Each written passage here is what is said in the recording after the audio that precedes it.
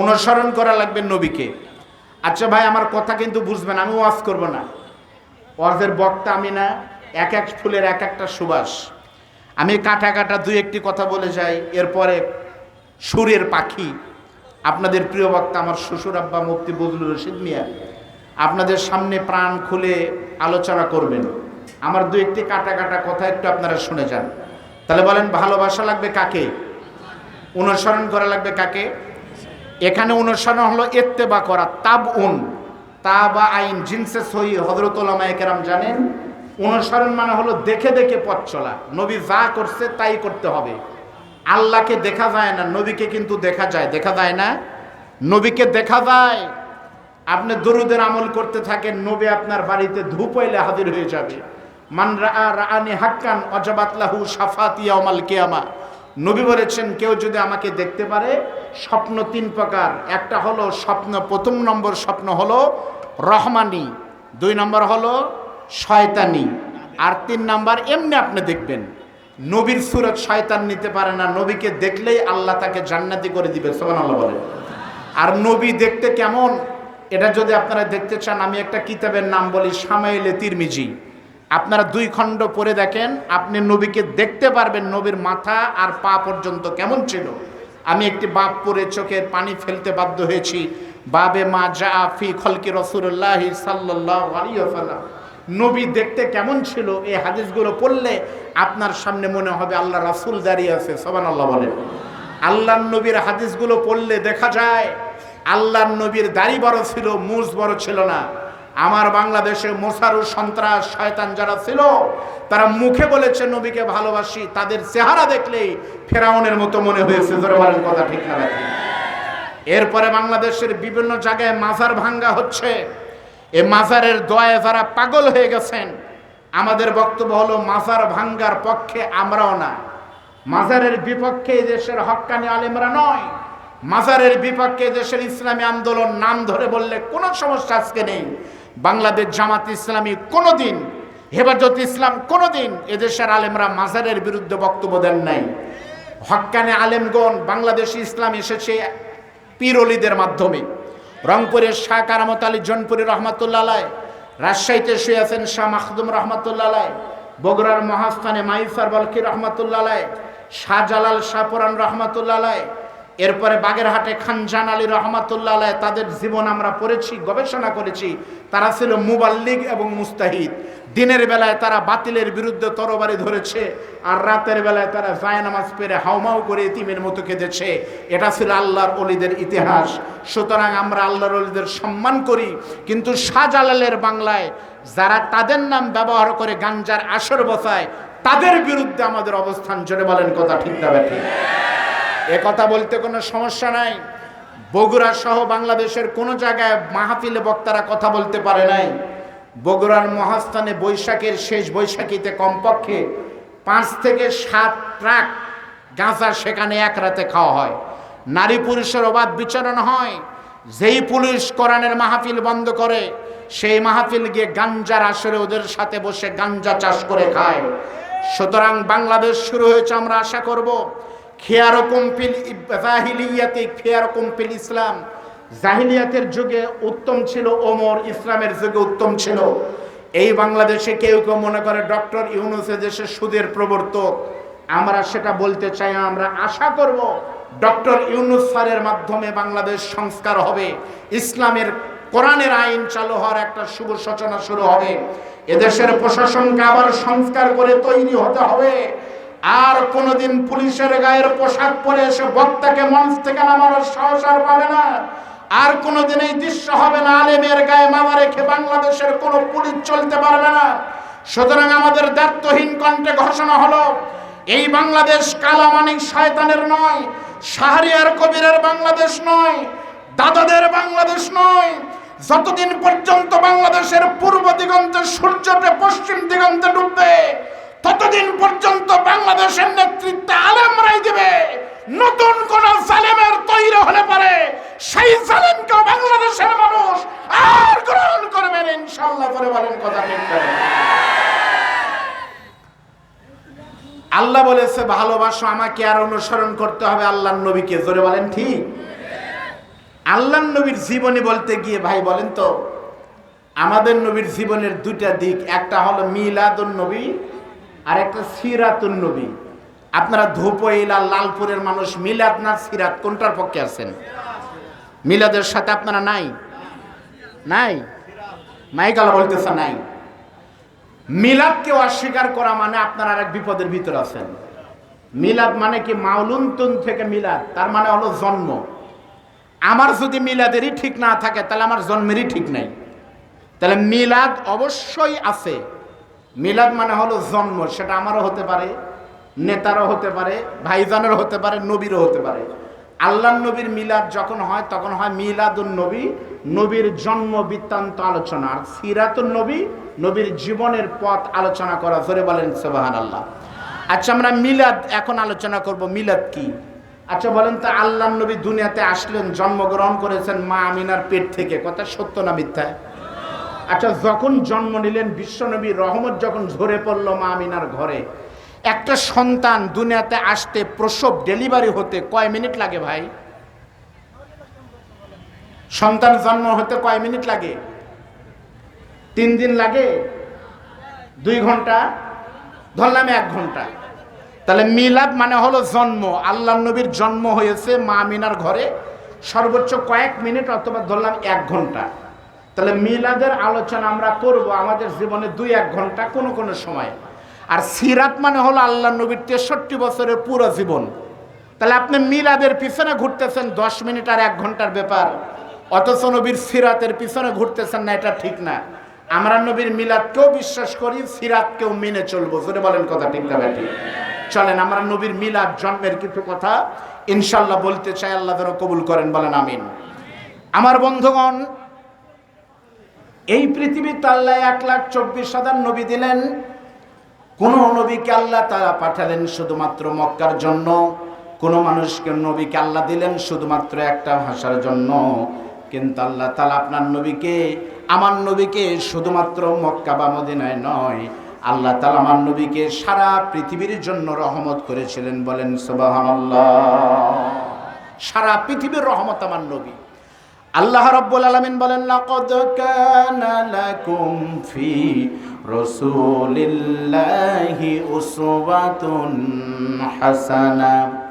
আল্লাহ পাক বলেন, নবী আপনার চরিত্রকে এই পৃথিবীর মানুষের জন্য আমি সর্বপ্রথম এবং উত্তম মডেল করে দিলাম। আপনার চরিত্রের মতো সুন্দর চরিত্র পৃথিবীর আর কারো হবে না। বলেন সুবহানাল্লাহ। নবী যখন জন্ম নিলেন কি হয়েছিল আমি সংক্ষেপ করে বলতেছি, একটু তাকান।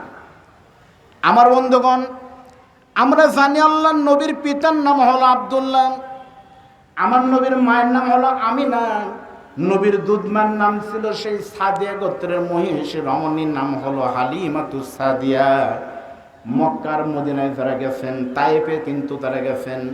মা হালিমাতুস সাদিয়ার বাড়ি কিন্তু ছিল তায়েফে। আপনাদের দয়া আল্লাহর রহমত, আল্লাহ আমাকে 2 বার মক্কায় কবুল করেছে। আমি 2 বার তায়েফে গিয়ে দেখেছি, একই দেশ কিন্তু পার্থক্য আছে।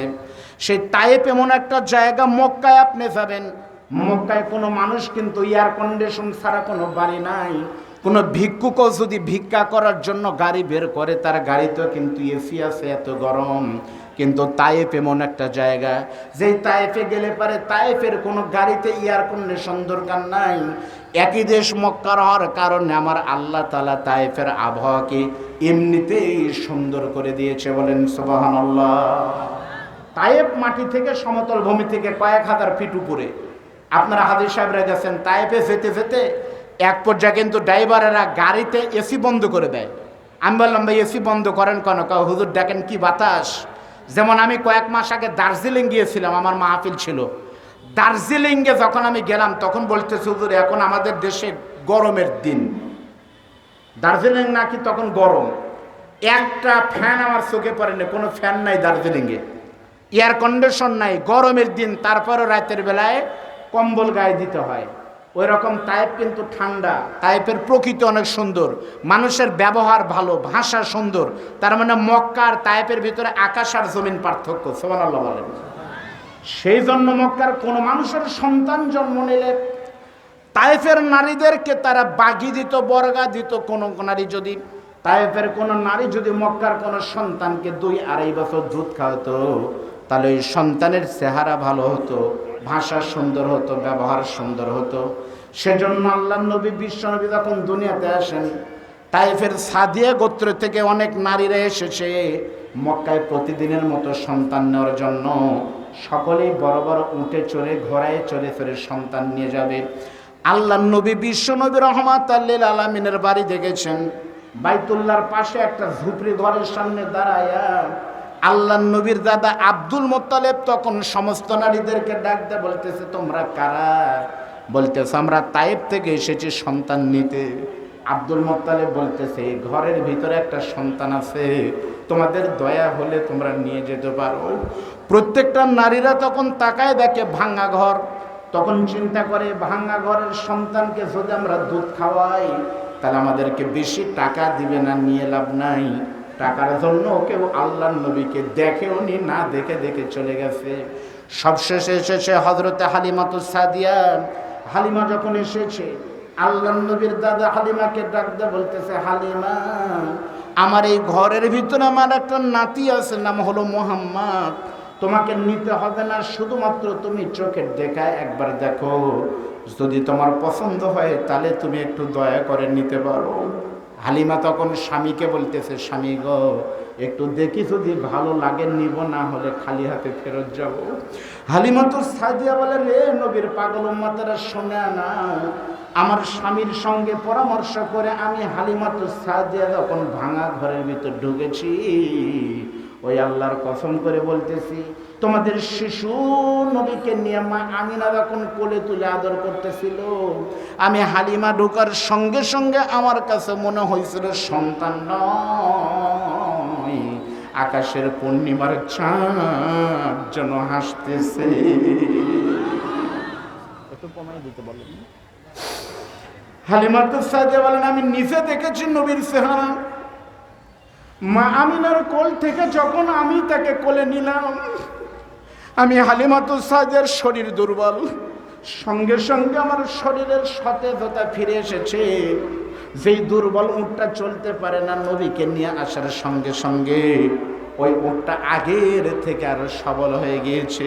বন্ধু আমার খেয়াল করেন, মা হালিমা বলতেছে, আমি আমার আল্লাহর নবী বিশ্ব নবীকে বাড়িতে নিয়ে গিয়া যখন কাঁদতেছে খাবার জন্য, ডান পাশের দুধ যখন বের করে দিয়েছি, তোমাদের শিশু নবী তখন ডান পাশের দুধ খাচ্ছিল। কিন্তু কিছুক্ষণ পর যখন বাম পাশের দুধ দিয়েছি, তোমাদের শিশু নবী তখন বাম পাশের দুধ খায় না। আল্লাহ আকবার করেন। ডান পাশের দুধ দেই খায়, বাম পাশের দুধ দেই খায় না, একবার খায় না। ঘটনা কি? আম্মুনা কলম হয়তো আমার স্তনে কিছু ভরে আছে, সুন্দর পরিষ্কার করে আবার দিলাম, ডান পাশে খায়, বাম পাশে খায় না, ডান পাশে খায়, বাম পাশে খায় না, কান্নাকাটি করে। মনে হলো আমি বুঝতে পেরেছি তোমাদের শিশু নবী কান্নাকাটি করে বোঝাচ্ছে, হালিমা, মা আমাকে জোর করবেন না, আপনার আরেকটা দুধের সন্তান আছে, আমরা দুই ভাই, আমি ডানের দুধ খাই আর আমার ভাই বামের দুধ খায়। আমি ডান খেতে খেতে যদি বামও খাই, ডানও খাই, বামও খাই, দুটাই খাই, তাহলে আমি আমার দুধের ভাইয়ের হক নষ্ট করেছি, নষ্ট করলাম। আমি নবী পৃথিবীতে এসেছি মানুষের হক, ভাইয়ের হক প্রতিষ্ঠিত করার জন্য, হক নষ্ট করার জন্য আসে নাই। তাই নবী আমার ডানের দুধ খায়, বামের দুধ খায় না। জোরে বলেন আল্লাহু আকবার। আমার এই সমাজের বহু আশেক রাসূল আছে, ডানের দুধ আর বামের দুধ না, শুধুমাত্র এই দুধ বলতে মানুষের হক বুঝায়। এমন বহু টুপিওয়ালা দোকানদার আছে যারা পারলে পারে দুধের ভিতর পানি দিতে দিতে পানির ভিতরে ভেজাল দিবে দুধ বাদ দিয়ে। জোরে বলেন কথা ঠিক না বেঠিক? এমন বহু নবীর উত্তর শরীরে আছে যারা অন্যায় করতে করতে কত জায়গায় অন্যায় করবে, হক মারা তো দূরের কথা, নিজের স্বার্থ সিদ্ধি করার জন্য নিজের ভাইকে, অপর মুসলমানকে গুলি করে হত্যা করেছে। হাজার হাজার নমুনা বাংলাদেশে আছে। জোরে বলেন কথা ঠিক না বেঠিক? আজকের এই মাহফিল থেকে একটা হাদিস বলে আমরা একটা ভুল হাদিস বলে এই দিক তাকান। ভাইরা আমার, আপনারা যারা দাঁড়ায় আছেন ভাই, দয়া করে একটু বসেন ভাই, বসেন ভাই, বসেন। আপনাদের একটা টেন্ডেন্সি হলো প্রধান বক্তার সময় আসবো, প্রধান বক্তা এখনো উঠেনি, প্রধান দ্বিতীয় কেন বলবেন? বসেন, বসে দাঁড়। আমরা একটা মানুষ মনে করি, দেখেন, আল মুসলিমু মান সালিম আল মুসলিমুনা মিন লিসানিহি ওয়া ইয়াদিহি। হাদিসের অর্থ কি আমার বড় ভাইরা আছে, ইসলামী আন্দোলনের কর্মীরা, আমার বড় ভাইরা আছে, আমি জানি এলাকা অনেক আলেমদের, আমার মিজানুর রহমান নাটোরি সহ অনেক আলেমদের বসবাস। হাদিস হলো আল মুসলিমু মান সালিমাল মুসলিমুনা, যার মুখ এবং ইয়াদিহি হাত, দুটা হাত থেকে অন্য মুসলমান নিরাপদ নয়, সে মুসলমান হতে পারে না। আমরা মনে করি যার হাত থেকে অন্য মানুষ নিরাপদ না, মিথ্যা কথা, হাদিস তা নাই। আল মুসলিমু মান সালিমাল মুসলিমুনা, মুনা জুমার থেকে বহু বছর, তাই না ভাই? তার মানে আমার হাত থেকে যদি অন্য মুসলমানেরা নিরাপদ না হয়, সে মুসলমান হতে পারে না। গত 16 বছর পুলিশের যে ওসির হাত থেকে এলাকার মুসলমানেরা নিরাপদ হননি, আপনি ওসি মুসলমানের বাচ্চা হতে পারেন, হাদিস অনুযায়ী আপনি বেঈমান হয়ে গেছেন, আপনি আবার মুসলমান হয়ে যান। এলাকার কোন নেতা যদি সেরকম হয়েই থাকে, নিরাপদ নয়, আপনি বেঈমান হয়ে গেছেন, হাদিস মতে আপনি আবার মুসলমান হয়ে যান। আপনি মুসলমান হয়ে আবার ফিরে আসেন, ইসলামী আন্দোলনের আমিরের ঘোষণা আপনাকে আবার মাফ করে দেওয়া হবে। তবে ওমর হয়ে বের হয়েছিলেন, এবার ইসলাম গ্রহণ করে খলিফা হয়ে ঢুকে যান, আপনাদের জন্য দরজা আবার উন্মুক্ত আছে। ধরে বলেন কথা ঠিকটা বেঠি? কিন্তু আমরা খেয়াল করতেছি বড় নেতাদের খবর নাই, পাতি নেতাদের সিঙ্গারার দোকানে এখনো গরম কিন্তু থামে নাই। বড় নেতারা অবশ্যই এদিক সেদিক বলতেছে। 2 দিন আগে মুফতি আমির হামজার মাহফিল ছিল বগুড়াতে, আজিজুল হক কলেজে। আল্লামা সাইদি সাহেব হুজুরের মানে সিরাতের মাহফিলের পরে প্রথম আমরা একটা আয়োজন করেছিলাম বগুড়া থেকে। সেখানে আমির হামজা বলল, এক লোক রাস্তা দিয়ে যাচ্ছে আর বেটাকে বলতেছে, ভাই কেমন আছেন? ছেলে তখন বলতেছে, আমি আপনার ছেলে। কই তো ভাই চিনেই, বলতেছে আপনি কেমন আছেন ভাই? ছেলে গিয়ে বাড়িতে গিয়ে তার মাকে বলতেছে, মা আমার বাপ আমাকে ভাই বলে ডাকছে, তুমি এর বিচার করো। বউ স্বামীকে ডাকতে বলতেছে, আচ্ছা তুমি ভাইকে জাজ্জলমান দুপুরবেলা ছেলেকে তুমি ভাই বললো কে? স্বামী তখন বউকে বলতেছে, ওই তো মা গরু হারালে ওই রকম হয় মা, গরু হারাইছে এজন্য দুপুরবেলা ভাইকে ছেলেকে বলছে ভাই, সন্ধ্যা বউকে বলছে মা। তাহলে 60,000 টাকার একটা গরু হারানোর কারণে যদি লোকটা যদি ভাইকে বাপ কি বলে, ছেলেকে ভাই, বউকে মা বলতে পারে, 16 বছরের এত বড় একটা রাজত্ব হারায় ভুল বকাই স্বাভাবিক। এজন্য বলতেছে আমি পদত্যাগ করিনি। আবার কোন সময় বলতেছে আমি চট করে ঢুকে পড়বো। এই ভুল না হয় উনি বকতেই পারে, কোনো সমস্যা নাই, কিন্তু আমাদের মাফ করে দেওয়া হবে। আল্লাহকে সাক্ষী রেখে বলছি আজকের এই কথাটা। গত 16 বছর আমরা ওই আল্লাহকে সাক্ষী রেখে বলতেছি, আমরাও বিভিন্ন সময় চেষ্টা করেছি, আমাদের এতটুকুন গিয়েছি বিভিন্ন জায়গায়, তাদের সাথে কথা বলেছি, তাদের সামিল হয়েছে বিভিন্নভাবে। এর মাধ্যমে ইসলামী আন্দোলনের নেপথ্যে বড় কোনো ঘটনা ছিল। গত 16 বছর অনেক জায়গায় জাহাঙ্গীরনগর বিশ্ববিদ্যালয় ইসলামী আন্দোলনের উপর ঘাঁটি, অথচ সেই জাহাঙ্গীরনগর বিশ্ববিদ্যালয়ে নামাজ পড়লে পারে শিবির মনে করে পিটানো হয়। অথচ আপনারা জানেন না, যারা পিটে, যারা অনেক কিছু করে, দিনের বেলায় তারা সন্ত্রাস, রাতের বেলায় তারাই তাহাজ্জুদ পড়ে। গত 16 বছর কে কিভাবে গোপন ইসলামের কাজ করেছে ওই আল্লাহ ছাড়া কেউ জানে না।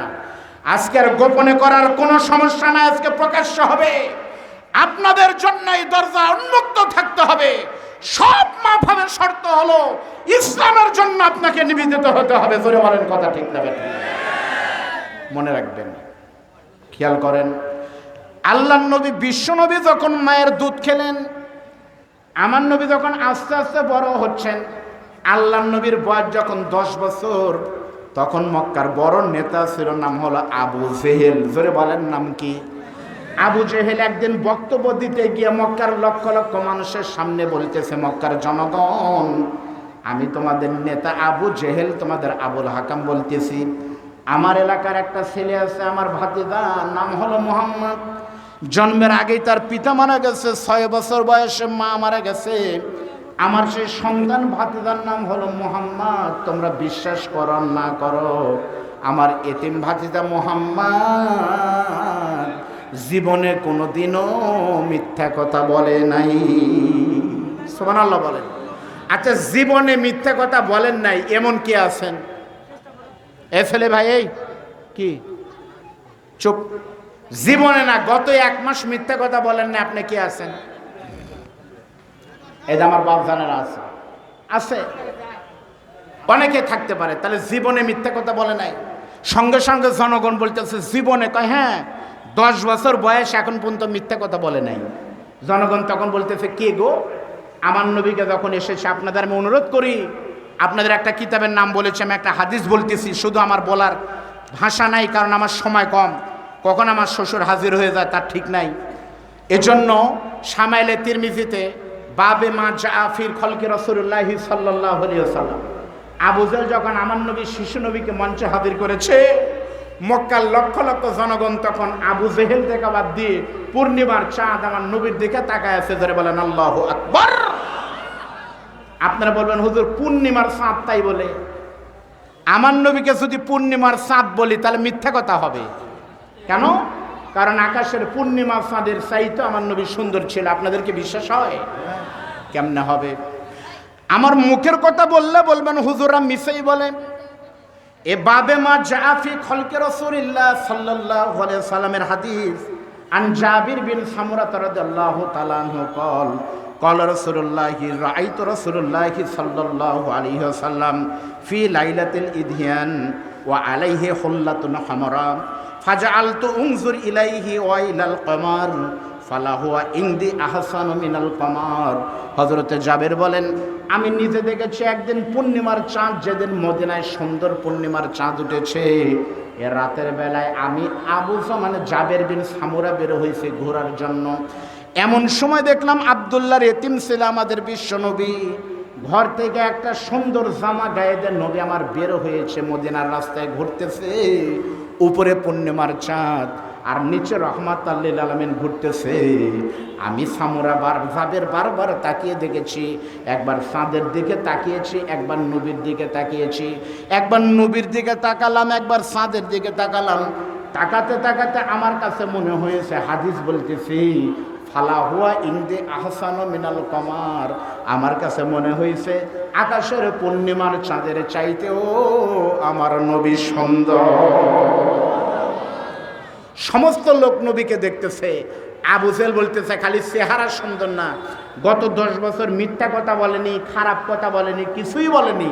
এই সমস্ত গুণাবলী থাকার কারণে আমি আবুল হাকাম তোমাদের নেতা মোহাম্মদের নাম দিলাম।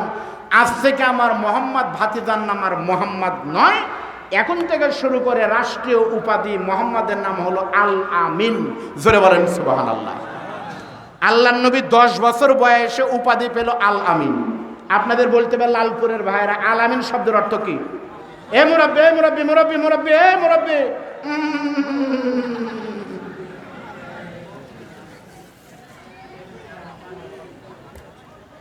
আপনারা বলেন আলামিন শব্দের অর্থ কি? মিথ্যা কথা। আলামিন শব্দের অর্থ সত্যবাদী নয়। আলামিন শব্দের অর্থ হলো অতি সত্যবাদী, যার চরিত্রের কোনো মাপদণ্ড নাই। As a father, as a teacher, as a lawyer, as a reformer of society, the prophet Muhammad super man of the world, মহাসত্যবাদী, তাকে বলা হয় আলামিন। সুবহানাল্লাহ বলেন। আচ্ছা, আল্লাহর নবীকে আলামিন ডিগ্রি দিল আবু জেহেল। আবার কোরআনে আল্লাহ তাআলা বলতেছেন, ওমা আরসালনাকা ইল্লা রাহমাতাল লিল আলামিন। তাহলে আল্লাহর নবীকে আলামিন ডিগ্রি আল্লাহ দিল না আবু জেহেল দিছে? আপনাদের বলতে হবে কে দিছে? আল্লাহ দিছে, আবু জেহেল দেয়নি, আবু জেহেলও দিছে। তাহলে আল্লাহর নবীকে আবু জেহেল আলামিন ডিগ্রি দেওয়ার মাধ্যমে এটা প্রমাণ হলো আবু জেহেল আল্লাহর নবীকে ছোটবেলায় ভালোই বাসতো। ঠিক না ঠিক বলেন? আমার নবীর বয়স যখন 10 বছর, তখন কিন্তু আবু জেহেল আল্লাহর নবীকে বলেছিল তুমি আলামিন। আমার নবীর বয়স যখন 15 বছর, তখন নবীর বিরুদ্ধে কোনো মামলা নাই, তখনও কিন্তু নবী ছিলেন আলামিন। আমার নবীর বয়স যখন 20 বছর, তখনও কিন্তু নবী ছিলেন আলামিন। আমার নবীর বয়স যখন 30 বছর, তখনও কিন্তু নবী ছিলেন আলামিন।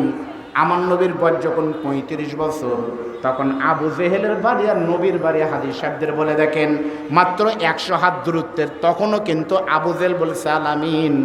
আমার নবীর বয়স যখন 39, তখনও কিন্তু বলেছে বাবা তুমি আলামিন। কিন্তু আমার নবীর বয়স যখন 40 বছর পূর্ণ হয়েছে, নবী যখন নবুয়তি পেয়ে গেছে, আর আল্লাহর নবীর দলে যখন দলে দলে লোকজন ঢোকা শুরু করেছে, তখন আবু জেহেল দেখেছে হুজুরের দল তো শেষ হয়ে গেল, আমাদের দলতে বাজেয়াপ্ত হয়ে গেছে। তখন দল বাঁচানোর জন্য, চেয়ার বাঁচানোর জন্য, 40 বছর পরে গিয়ে ক্ষমতা টেকানোর জন্য আমার নবীকে আলামিন ডিগ্রি আবু জেহেল দিয়েছে। 40 বছর পর্যন্ত আবু জেহেল আল্লাহর নবীকে আলামিন সত্যবাদী জানতো, কিন্তু নবী খারাপ হয়েছে আবু জেহেলের কাছে 40 বছর পর। আপনারা বলেন কয় বছর পর? নবীর জন্ম 570-এ, আর নবীতে পাইছে 610-এ। তাহলে 570 থেকে 610 কয় বছর হলো? জোরে বলেন। আল্লাহর নবী আবু জেহেলের কাছে খারাপ হয়েছে কোরআন বলার কারণে 40 বছর পরে।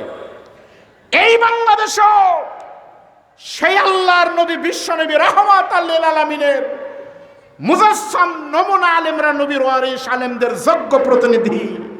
আজকে নাম বললে আর কোনো সমস্যা নাই। গত 16 বছরও এদেশের রাজনৈতিক দলেরা যখন নাম নিতে পারে নাই, অফিস খুলতে পারে নাই, সম্মেলন করতে পারে নাই, আল্লাহর কসম, তখন এদেশের আলেমরা প্রত্যেকটি মাহফিলে আল্লামা দেলার হোসেন সাইদির নাম প্রত্যক্ষভাবে অথবা পরোক্ষভাবে কোরআনের পাখি নাম নেয় নাই, এমন কোনো মাহফিল হয় নাই। জোরে বলেন কথা ঠিক না বেঠিক? আল্লামা সাইদি আওয়ামী লীগের কাদের কাকার কাছে পালাবো না, ওনার কাছেও খারাপ হয়েছে 40 বছর পর। জোরে বলেন ঠিক না বেঠিক? কখন খারাপ হয়েছে? যখন কোরআনের কথা বলছে। 40 বছর পর যুদ্ধাপরাধী হয়েছে কোরআনের কথা বলার কারণে। গুনে দেখেন 40 বছর পর খারাপ হয়েছে কখন? আল্লাহর নবী যখন খারাপ হয়েছিল। আল্লাহর নবী, বিশ্ব নবী রাতের বেলায় কোরআন পড়তেছে, আবু জেহেল আস্তে করে ঘুম ভেঙে দেখে কি সুন্দর কোরআনের আওয়াজ আসে। এক পা দুপা করতে করতে গিয়ে দেখে ছোট্ট ঘরের ভিতর থেকে কি সুন্দর একটা কিতাব পড়তেছে। আবু জেহেল তখন ডাক দিয়ে বলে, ও মোহাম্মদ আলামিন, তুমি কি পড়তেছো? আল্লাহর নবী তখন ডাক দিয়ে বলতেছে, চাচাজি, আমি যে কিতাব পড়তেছি সেই কিতাবের নাম হলো আল কোরআন, এটা হলো আল্লাহ পাকের বাণী। সঙ্গে সঙ্গে আবু জেহেল বলতেছে, ভাতিজা, তোমার কোরআন আমিও পড়তে চাই। জোরে বলেন সুবহানাল্লাহ। যখন বলেছে তোমার কোরআন আমিও পড়তে চাই, সঙ্গে সঙ্গে আল্লাহর নবী চোখের পানি ফালায় 2 হাত বের করে বলতেছেন, চাচা, এই কোরআন আপনিও পড়বেন, কোনো সমস্যা নাই। এই কোরআন সকলের জন্যই উন্মুক্ত, সকলেই পড়তে পারে, অসুবিধা নাই, কিন্তু শর্ত হলো লা ইয়ামাসসুহু ইল্লাল মুতাহহারুন। এই কোরআন পবিত্র না হয়ে ধরা এবং পড়া কোনোটাই যাবে না। এই কোরআন যদি পড়তে চান চাচা, আপনাকে পবিত্র হওয়া লাগবে, ওযু করা লাগবে। আপনারা কোরআন শরীফ যদি পড়ে দেখেন, আবু জেহেলের জীবনে হাদিস শরীফ শুধু পড়লে হবে না, আবু জেহেলের জীবনে অনলাইনে পাওয়া যায়। আবু জেহেলের কিন্তু মাথায় টুপি ছিল, মুখে দাঁড়িয়ে ছিল, জুব্বা গায়ে দিয়ে ঘুরতো। আবু জেহেল তখন বলতেছে, বাবা মোহাম্মদ, কোরআন পড়তে গিয়ে যদি ওযু করতে হয়, পবিত্র হতে হয়, তাহলে আমি আবুল হাকাম ওযু করে আসবো, তবুও কোরআন পড়বো। আল্লাহ নবী তখন ডাক দিয়ে বলতেছেন, চাচাজি, আপনাকে কোরআন পড়তে হলে অবশ্যই পবিত্র হওয়া লাগবে, তবে পবিত্র হওয়ার মাধ্যম হলো 2টি। মুসলমানের পবিত্র হলো ওযু দিয়া, আর আপনার মতো কাফের বেঈমানের পবিত্রতা হবে কালেমা দিয়া। কালেমা পড়া লাগবে।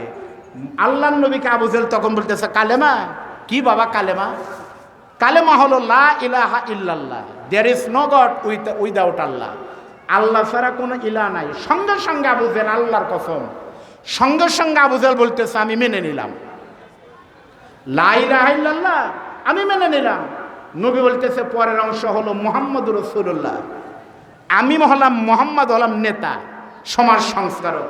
সঙ্গে সঙ্গে আবু জেহেল বলতেছে, আল্লাহ মানি কিন্তু তোমাকে মানি না, আল্লাহ মানি কিন্তু তুমি কে? গত 16 বছর তাই হয়েছে। কিন্তু হুজুর কোরআনের কথা বলেন, রাজনীতির কথা বলেন না। হুজুর কোরআনের কথা বলেন, ওই হুজুরের নাম ধরেন না। কোরআনের কথা বলেন, ওই দলের নাম নিয়েন না। বলেনি বলেনি বলেনি। আল্লাহর নবী তখন বলতেছে, চাচা, তাহলে যদি তাই হয়, আমি কালেমা যদি না মানেন, এইটুক না মানলে হবে না। আবু জেহেল তখন আল্লাহর নবীকে বিভিন্ন প্রলোভন দিয়ে যখন মানে নাই, তখন সর্বপ্রথম কোরআনের মাহফিলে 144 ধারা জারি হয়েছিল মক্কায়। অকাল আল্লাযীনা কাফারু লা তাসমাউ লিহাযাল কোরআন। আবু জেহেল বলেছে, যদি তুমি এই কোরআনটা ঘরের বাইরে গিয়ে বলো, তাহলে তোমার খবর আছে। আল্লাহর নবী ঘরের বাইরে যখন গেছে, তখন মায়ের শুরু হলো, জেল হলো, জরিমানা হলো, বাড়ি ঘর ছাড়া হয়েছে, পাগল বলা হয়েছে, জাদুকর বলা হয়েছে, সব অপবাদ দেওয়া হয়েছে। মিলায় মিলায় দেখেন নবীর সময় আর এই সময় সব মিলে যাবে। এটাই হলো ইসলাম। লা তুহসা জাইবুহু, কোরআনের কোনো পরিবর্তন হবে না। নবী নাই, নবীর ওয়ারিসরা থাকবে। আবু জেহেল নাই, আবু জেহেলের ওয়ারিসরা থাকবে কিয়ামত পর্যন্ত। জোরে বলেন কথা ঠিক না বেঠিক? আল্লাহর নবী কিন্তু কোরআনের কথা বললেন। প্রিয় ভাইরা, আমি নবীর মিলাদের কথা বলতেছি, জন্মের কথা। আজকে আমার মাত্র এই কথা বলতে আর কোনো বাধা নাই। যখন 5ই অক্টোবরে, 5ই আগস্টে নতুন স্বাধীনতার সূর্যোদিত হলো, বিশ্বাস করেন এ আল্লাহর কোরআন সামনে নিয়ে বলতেছি, আমার মনে হয় এখানে এমন কোনো মানুষ নাই যারা আগস্টের 2, 3, 4 আন্দোলনের রাজপথে যায়নি। আমার মনে হয় নাই। সত্যি বলতেছি, আমরাও যখন গিয়েছি বগুড়ার আলেমরা একসাথে, সত্যি বলতেছি ওখানে গিয়েছি আমি অন্য কোনো উদ্দেশ্যে না। আমার উদ্দেশ্য যে কয়টা ছিল তার ভিতরে প্রথম একটা উদ্দেশ্য ছিল, যদি আল্লাহ আল্লাহ করে দেশটা স্বাধীন হয়ে যায় তাহলে কিন্তু আমাদের সবার স্বপ্নে ছিল রাষ্ট্র পাবো, এই হবে সেই হবে। কিন্তু রাষ্ট্র পাবার পরে সকলের একটা অপূর্ণত রয়েছে, আর একটা বছর আগে যদি এই ঘটনাটা ঘটতো তাহলে বাংলাদেশে আর এত ঘন ঘন মাহফিলের দরকার হতো না। নাটোর নবাব সিরাজউদ্দৌলা কলেজ মাঠে অথবা বনপাড়ার তাফসীর মাহফিল, আল্লামা সাঈদের একটা মাহফিল হলে 16 বছরের কষ্ট এই দেশের নাটোরবাসী একদিনে ভুলে যেত। ধরে বলেন কথা ঠিক না? কিন্তু সব হলো, কিন্তু আমরা তো সেই হারানো সম্পদ আর ফিরে পেলাম না। প্রিয় ভাইরা, খেয়াল করেন, আল্লাহর নবীর মিলাদের গল্প এখানে শেষ। এখন আমি আপনাদেরকে বলবো নবীর সিরাত কেমন ছিল। আল্লাহর নবীকে ভালোবাসি, এ ভালোবাসা শুধু মুখে বললে হবে না, আমাদেরকে নবীর আদর্শ দিয়ে প্রমাণ করতে হবে। জোরে বলেন ঠিক না বেঠিক? আচ্ছা ভাই শোনেন, আমার বাড়ি কিন্তু নাটোরে। আমার ভাষা কি আপনারা বুঝতেছেন? নবীর মিলাদে সবাই খুশি, কিন্তু নবীর সিরাত মানি না। উদাহরণ দিব, কেমন একটা গল্প বলি। ভাই ঘামে যাচ্ছেন? আচ্ছা, আপনাদের নাটোরে সবচাইতে বড় ব্যাং, ওই ব্যাঙের নাম কি দাদা? হ্যাঁ, বড়টা ব্যাং, ব্যাং, বড় ব্যাং, ঘোলা ব্যাং। আমাদের বগুড়াতে বলে ঘাইপিয়া ব্যাং, পাবনাতে বলে হোলা ব্যাং, কিন্তু জিনিস একই। আচ্ছা, আমি যদি ভাইয়ের নাম কি? শাহাদত ভাই। শাহাদত ভাইকে আমি এখন ঘোষণা দিলাম, ভাই আমাদের যদি ওয়াজ 12টা পর্যন্ত হয়তো চলবে শ্বশুর জামাই মিলে। আপনারা 10টা ঘোলা ব্যাং, এক একটার ওজন হওয়া লাগবে কমপক্ষে 5 কেজি। 7 কেজি হলেই ভালো হয়, 5 কেজির কম নয়। 5টা ব্যাং যদি ধরে দিতে পারেন তাহলে আপনাদের আর টাকা দেওয়ার দরকার নেই, যা বায়না দিচ্ছেন ওটাই শোধ। এই কমিটি যান, আপনারা ব্যাংক খুঁজে বের করেন। পারবে? পারবেন আমি জানি। কিন্তু আমরা এখান থেকে চলে যাওয়ার পর যদি সকাল থেকে সেই রকম বৃষ্টি শুরু হয়, তখন দেখবেন বড় বড় ব্যাঙ রাস্তায় ঘুরতেছে আর বের হয়ে বলতেছে ঘ ঘ ঘ ঘ। সাদত ভাই বলতেছে, এই ব্যাঙ কই ছিলি রে? ব্যাঙ বলতেছে, ওই স্কুলের পিছনেই ছিলাম। কিন্তু তখন বের হয়নি, হুজুর ধরে নেওয়া যায়, যদি বুক ছিঁড়ে গুলি করে, চোখ যায়, পাও যায়, ককটেল মারে, এই জন্য বের হয়নি। এখন হুজুরা বনপাড়া পার হয়ে গেছে, এখন আমরা বের হয়েছি। নবীকে ভালোবাসা আওয়ামী লীগ, বিএনপি, জামাত, জাতীয় পার্টি, তাবলিগ, আটরশি, নয়রশি, রাজারবাগ, দেনবাগ, রংপুরি, জোনপুরি, হাকিমপুরি, সবাই নবীকে ভালোবাসে। কখন? বছরে 2 বার। মহরমের 10 তারিখে হাই হোসেন, হাই হোসেন। যাও এইদিকে চলে যাও। কোথায়? নাটোরে গিয়ে বড় বড় কাঁচাগোল্লা আনো, ভালোবাসি। 10ই মহরমে নবীর জিকির করে, হুসাইনের জন্য দোয়া করে, গর্তের ভিতরে ঢুকে আর বের হলো না। আবার বের হয়েছে রবিউল আউয়াল মাসের 12 তারিখে, 2 দিন আগে। আবার বের হয়, ইয়া নবী সালাম আলাইকা ভালোবাসি। মাঝখানে 1 আগস্ট, 2 আগস্ট, 3 আগস্ট আন্দোলন গেল। মীর সাব্বিরের মতো পানি লাগবে মুগ্ধর মতো ওরা বের হয়নি, আর সাইদের মতো বুক পেতে দেয়নি। ওরা তখন গর্তে ছিল, কারণ জানে এখন বের হলে জীবন দেওয়া লাগতে পারে। এরা নবীকে ভালোবাসে, ভালোবাসা সত্যকার ভালোবাসা নয়। ভালো তারাই বাসে, মুখে হয়তো তোমাদের মতো দাড়ি হয়তো বড় বড় নাই, এদেশের বিশ্ববিদ্যালয় ইসলামী আন্দোলনের কর্মীদের গায়ে হয়তো জুব্বা নাই, কিন্তু হয়তো তোমাদের মতো খানকা নাই। তারাই নবীকে প্রকৃত ভালোবাসা, নবীকে অনুসরণ করে। যারা নিজেদের জন্য, নবীর অনুসরণের জন্য, নবীর আদর্শের জন্য হাসি মুখে শাহাদত বরণ করার জন্য বুকের তাজা রক্ত বুকের ভিতরে বইছে ঝড়, বুক পেতেছি গুলি কর। নবীর ইসলামের জন্য সাইদের মতো যারা বুক দিতে জীবন দিতে পারে, সম্ভ্রান্ত পরিবারের সন্তান মুক্তরা যখন হাসি মুখে রক্ত দিতে পারে, ইসলাম আন্দোলনের সেই সকল ত্যাগী কর্মীরা দাড়ির জন্য নয়, রক্তের বিনিময়ে আল্লাহর কসম এদেশের সমস্ত পীরের আগে তাদের রক্ত তাদের টেনে জান্নাতে নিয়ে যাবে। ধরে বলেন কথা ঠিক না বেঠিক?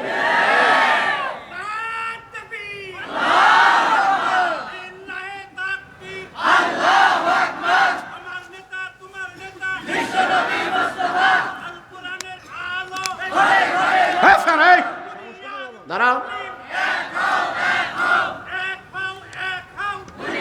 দাঁড়ান দাঁড়ান, আপনাদের সাথে একমত হতে পারলাম না। আপনারা আল কোরআনের আলো ঘরের ভিতর জ্বালো, এখনো ঘরে জ্বালাবো? আরে আমরা হুজুর মানুষের বউ তো বোরকা পরে বাড়িতে থাকে, তাও তো বছরে 2 একবার বলে যে আমাদের ঘর থেকে বাইরে করে একটু কক্সবাজার নিয়ে একটু যান। আমরা হুজুরের বউ জন্য কি সারা জীবন ঘরেতেই থাকবো?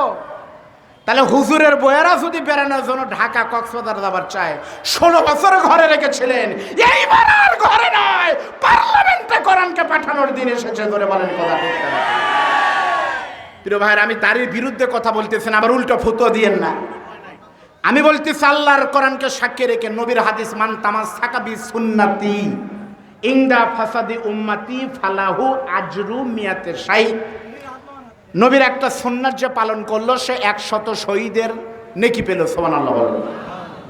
ইসলামী আন্দোলনের যারা রাহবার আছে তাদের কারো মুখে দাড়ি নাই এমন ঘটনা আছে? সকলের মুখে দাঁড়িয়ে আছে। আমার ইসলামী আন্দোলন মঞ্চে শুধুমাত্র জামাত ইসলাম নয়, আজকে নাম ধরে বলবো না অমুক ইসলাম, আজকে হেফাজত ইসলাম, আল্লামা মামুনুল হক, ডক্টর শফিকুর রহমান, ডক্টর খালিদ স্যারের মতো উপদেষ্টারা সব এক হয়েছে। 2-1 পীর যদি খানকা টেকানোর জন্য শুকনা রাস্তায় জাহাজ নিয়ে আসেন, ওই জাহাজের তলা থাকবে না। ধরে বলেন কথা ঠিক না? আজ আমরা এক হতে চাই। আমি দাড়ির বিরুদ্ধে না, কিন্তু খালি দাড়ি দিয়েই সব হবে এটাও ঠিক না। কেমনে বুঝবেন? আচ্ছা, কিয়ামতের দিন আল্লাহ যদি বলে জিবরাইল খালি দাড়ি মাইপে জান্নাত দিব, তাহলে বাংলাদেশের সমস্ত পীরের আগে হুজুরের আগে জান্নাতে যাবে 2 জন, একজন রবীন্দ্রনাথ ঠাকুর আর একজন লালন শাহ। 2টারই দাড়ি, বড় ইমান নাই, তাহলে দাড়ি দিয়ে কি করবেন আপনি? সুতরাং দাড়ির সঙ্গে সঙ্গে ইমান থাকতে হবে। জোরে বলেন কথা ঠিক না বেঠিক? আলহামদুলিল্লাহ, আমরা দেখতে পাচ্ছি একেবারে ডিউ টাইম, জাস্ট 10 AM আমরা দেখতেছি আজকের মাহফিল অনারেবল চিফ গেস্ট মুফতি মাওলানা বদরুল রশিদ মিয়া আমাদের মাঝে আসতেছে। আমরা সকলের পক্ষ থেকে তাকে আন্তরিক মোবারকবাদ জানাতে চাই। আমরা একটু তাকবীর ধ্বনি দিয়ে তাকে ইস্তেকবাল জানাতে চাই। আপনার মন খারাপ করবেন? লিল্লাহে তাকবীর, লিল্লাহে তাকবীর, লিল্লাহে তাকবীর। মুফতি মাওলানা বজলুর রশিদ সাহেবের আগমন।